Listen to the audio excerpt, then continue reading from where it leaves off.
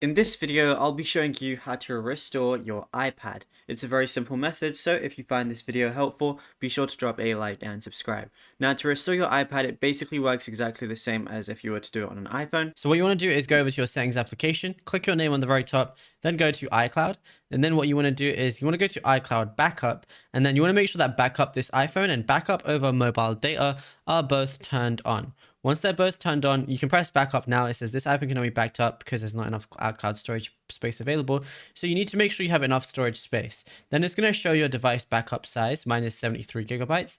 And now what I want to go ahead and do is, the annoying thing is the way they want to make you restore your phone is if you go ahead and factory reset it. When you go ahead and factory reset it, it's going to give you an option to go ahead and restore your phone, or not restore your phone, but you want to click on iCloud backup whenever you're factory resetting it and then turning it on again.